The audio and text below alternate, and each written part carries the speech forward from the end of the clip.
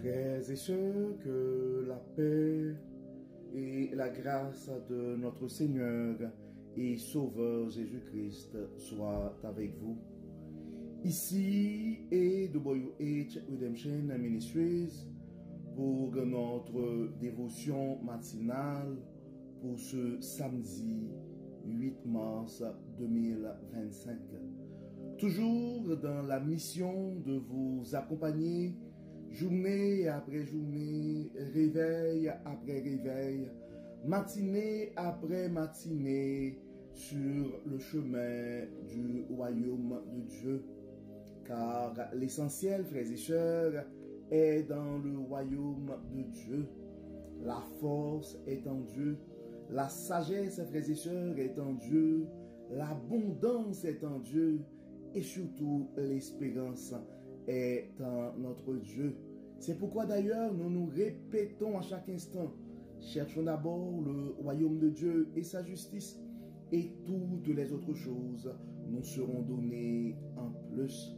Donc bon réveil mon frère, bon réveil ma soeur, que le nom de l'Éternel soit béni ce matin, que le nom de notre Dieu soit glorifié, que le nom du Seigneur soit exalté ce matin, car il nous a fait du bien.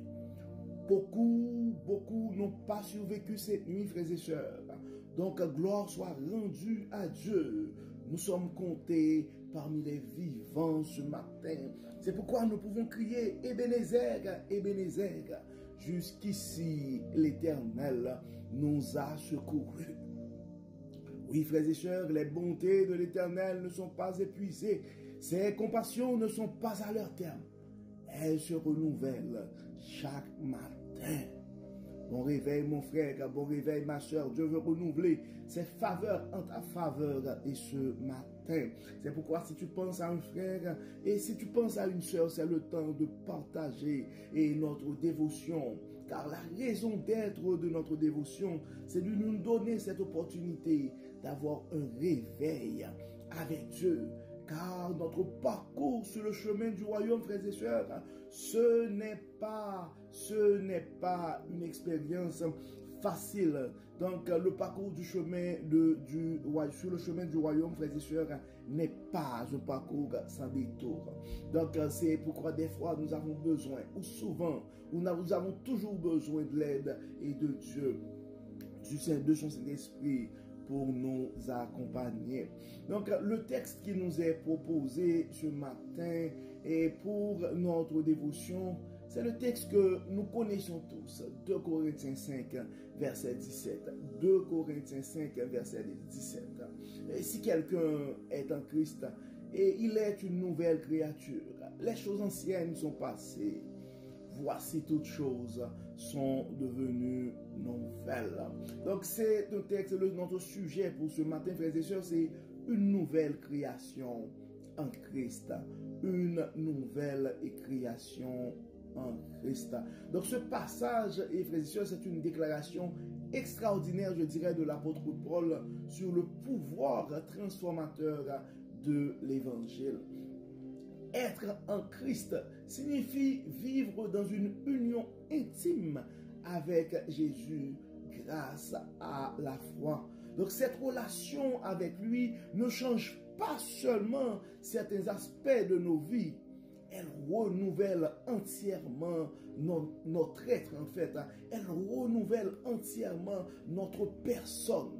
Donc tout ce que nous étions avant notre rencontre avec Christ, nos péchés, nos échecs, nos craintes appartiennent désormais au passé. Donc ce matin, tu as une nouvelle créature, mon frère. Ce matin, tu as une nouvelle créature et ma soeur. Donc cette transformation n'est pas le fruit de nos propres efforts, mais le résultat de l'œuvre divine en nous. Comme un potier recrée une œuvre avec amour, Dieu nous façonne, frères et sœurs, pour refléter sa gloire. Donc, en tant que nouvelle créature, nous sommes appelés à marcher dans une vie nouvelle, empreinte de foi, d'espérance et d'amour. Nous avons, frères et sœurs, 3 points à regarder ce matin. Et à travers, je pourrais dire, ce passage que nous trouvons dans le 5e chapitre de la 2e lettre de Paul aux Corinthiens. La première chose que nous allons considérer, c'est une vie réconciliée avec Dieu pour essayer de placer ce verset dans son contexte. En fait, ce verset s'inscrit dans un passage où Paul parle de ministère, du ministère de la réconciliation. On a déjà parlé le ministère de la réconciliation dans d'autres interventions. Donc, si nous regardons particulièrement dans 2 Corinthiens 5, du verset 18 au 21, donc, et ça nous met beaucoup plus en contexte. Donc, être une nouvelle création est indissociable de la réconciliation que Christ a accompli à la croix. Donc c'est la première chose, il faut, pour mettre ce texte et ce verset dans son contexte, il faut considérer 2 Corinthiens 5, 18 à 21 qui parle d'une vie réconciliée avec Dieu. Et ça parle aussi d'une vie nouvelle et d'une vie ancienne, en fait, à une vie nouvelle. Donc, les choses anciennes sont passées et maintenant, toutes choses sont devenues nouvelles. Donc, en Christ, frères et sœurs, les choses anciennes et nos anciennes habitudes, notre esclavage du péché sont passées. Donc, et souvent, beaucoup d'entre nous,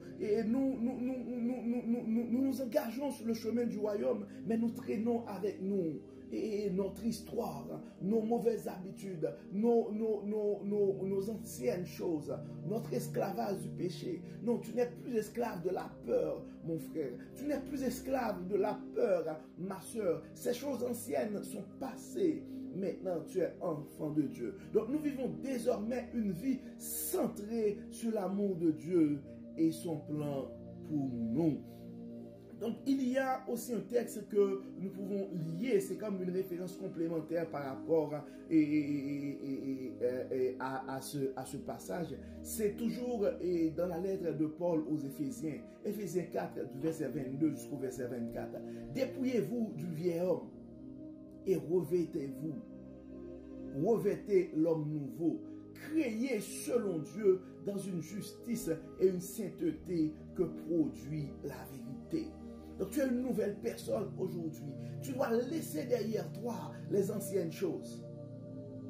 Donc tu dois abandonner la peur pour embrasser les promesses d'abondance, pour embrasser les promesses de sagesse, pour embrasser l'espérance qui se trouve dans les promesses de Dieu sur ta vie ce matin. Donc désormais, c'est ça notre 3e point, tu as une nouvelle identité. Donc être une nouvelle créature signifie également que notre identité est désormais définie par notre relation avec Dieu et non par nos échecs passés ou les attentes du monde. Donc tu es une nouvelle personne. Donc tu dois t'identifier présentement par rapport à ta relation avec Dieu. Donc tu es un enfant du royaume ce matin. Tu es un enfant du royaume ce matin. C'est de cette manière que tu dois t'identifier. Donc tu n'es plus esclave de la peur. Non, tu n'es plus, ton identité ne se définit plus par rapport à tes échecs passés et les attentes du monde. Non, tu ne dois pas laisser ce matin les critiques des autres te définir ce matin. Tu es un enfant du royaume et tu dois prendre pour acquis que tu es fils, que tu es fille de ce Dieu d'abondance, de ce Dieu d'abondance, de ce Dieu de sagesse et de ce Dieu d'espérance ce matin. Et quelques points pour notre développement spirituel et notre croissance spirituelle, comme on aime le dire. Et en fait, comment vivre comme une nouvelle création. En fait, vivre comme une nouvelle création. Donc, nous pouvons essayer ce matin à répondre à cette question. Quelle partie de notre ancienne vie devons-nous laisser derrière nous pour embrasser pleinement notre nouvelle vie en Christ? Qu'est-ce que tu dois laisser tomber ce matin Est-ce que ce sont tes échecs passés? Est-ce que ce sont les mauvaises habitudes? Est-ce que c'est les critiques des autres? Il y a quelque chose que tu dois laisser tomber ce matin pour reprendre ton parcours sur le chemin du royaume. Et être témoin un témoin de transformation. Donc, c'est important, frères et sœurs, nous sommes des témoins. Et donc, il faut non seulement vivre cette transformation, et il faut devenir effectivement, comme la parole le dit, il faut vivre en tant comme une nouvelle création. Mais il faut être aussi un témoin de transformation. Et nous devons nous poser cette question, comment notre vie reflète-t-elle le changement que Christ a opéré en nous? Est-ce que présentement, ta vie, mon frère, est un témoignage vivant de sa grâce? Est-ce que ta vie présentement est un témoignage vivant de l'abondance, de l'espérance, de la sagesse que nous trouvons en Dieu? Et le dernier point que nous devons considérer, frères et sœurs, c'est grandir dans la nouveauté. Donc, est-ce que tu prends présentement, ce matin, mon frère, l'engagement pour ta croissance spirituelle? Donc, es-tu engagé à grandir dans ta foi en laissant le Saint-Esprit transformer continuellement ton cœur et tes pensées? Donc, nous devons nous engager dans cette croissance spirituelle. Et depuis le début de l'année, c'est notre objectif. C'est pourquoi nous prenons le temps et à chaque dévotion de poser des questions qui pourraient nous porter à réfléchir et à rentrer dans ce processus de transformation, dans ce processus de croissance et spirituelle. Et nous avons des commentaires de Matthew, de John Wesley et de Charles et que nous aimerions partager avec vous comme d'habitude et sur ce texte. En fait, Matthew et Henry soulignent que la conversion chrétienne, en fait, est une transformation complète, une régénération qui renouvelle l'âme, le corps et l'esprit. Donc, ta conversion chrétienne est une transformation complète. Une régénération qui doit renouveler ton âme, ton cœur et ton esprit. Et Charles enseigne que cette nouveauté n'est pas temporaire, mais est une œuvre durable et permanente de la grâce de Dieu en nous. Donc ça devrait être un processus durable et permanent, notre conversion, frères et sœurs. Et John Wesley décrit cette nouvelle création comme un transfert total du règne du péché au règne de la justice, une véritable renaissance en Jésus-Christ. Et pour terminer, frères et sœurs, comme d'habitude, nous allons partager avec vous des versets complémentaires qui pourraient nous inspirer pendant la journée, mais qui pourraient nous aider à approfondir aussi, je pourrais dire, l'étude sur ce texte. Galates 2, verset 20, nous dit « J'ai été crucifié avec Christ, et si je vis, ce n'est plus moi qui vis, c'est Christ qui vit en moi. » Je suis non seulement une nouvelle créature d'après 2 Corinthiens 5, 17, mais en Galates 2, verset 20. Donc ça dit, si ce n'est plus moi qui vis, mais c'est Christ qui vit en moi. Romains 6, verset 4 nous dit, nous aussi, nous marchions en nouveauté de vie. Nous aussi, nous marchions en nouveauté de vie. Marcher en nouveauté de vie. Romains 6, verset 4. Colossiens 3, 9 et 10. Vous avez dépouillé le vieil homme avec ses œuvres et revêtu l'homme nouveau. Et vous avez dépouillé le vieil homme avec ses œuvres et revêtu l'homme nouveau. Donc en fait, que ces textes, frères et sœurs, que cette dévotion nous inspire à vivre pleinement dans la nouveauté de la vie que Dieu nous a donnée. Donc soyons bénis et renouvelés en lui. Et comme d'habitude, frères et sœurs, nous allons prier. Ouais. Nous allons prier, nous allons remercier Dieu pour l'œuvre de rédemption et accomplie en Jésus-Christ. Pendant l'année dernière, nous avons parlé 3 mois, pendant le premier trimestre de l'année 2024, de la rédemption, qui est, selon nous, l'une des plus grandes manifestations, la plus grande manifestation de la bonté de Dieu. Donc, nous allons remercier Dieu parce qu'il fait de nous de nouvelles créatures.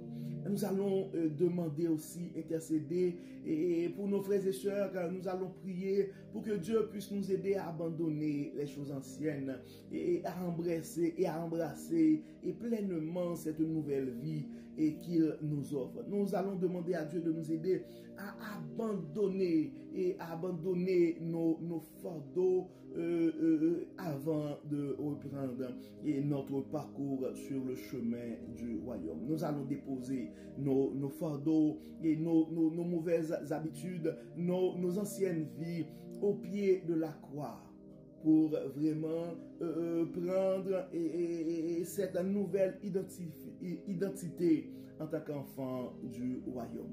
Nous allons demander à Dieu pour que Dieu puisse transformer nos cœurs et nos pensées afin que nous puissions refléter l'image de ce Dieu bon, de ce Dieu grand, de ce Dieu d'abondance, de ce Dieu de sagesse et de ce Dieu d'espérance dans nos quotidiens.